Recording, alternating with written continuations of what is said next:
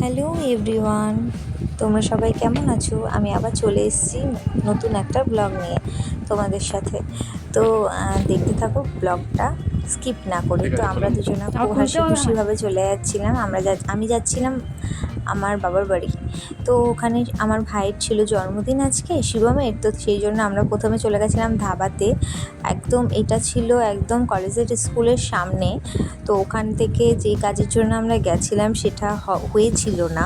তো সেই জন্য ও আসছিল, আমি কিছুক্ষণ ওয়েট করে এই গরমের মধ্যে আবার চলে গেছিলাম স্টেশনে।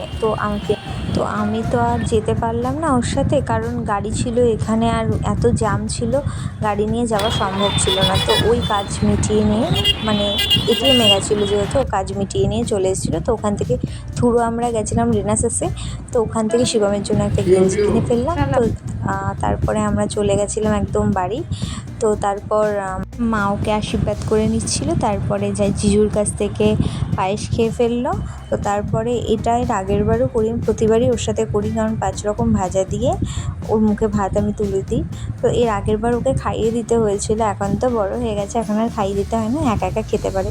তো দুজনা খাচ্ছিল, গল্প করছিল আর খাচ্ছিল। তো তারপরে দেখো আমাকে ছেড়েও চলে যাচ্ছিলো বাড়ি আমাকে রেখে।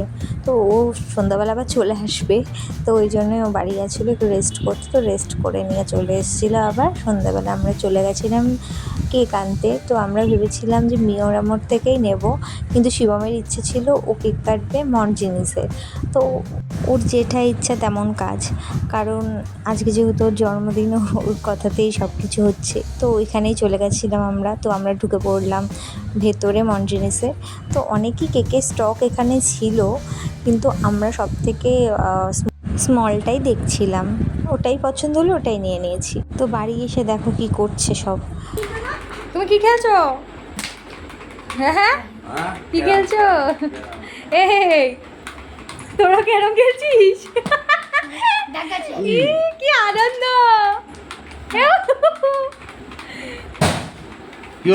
ফেটে গেল, সব পড়ে গেল।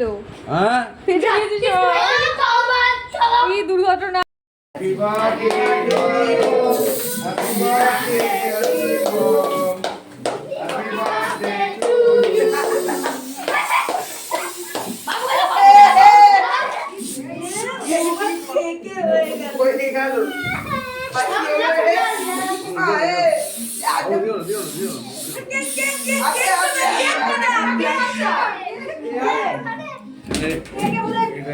ও খেলা কিছু হয় না।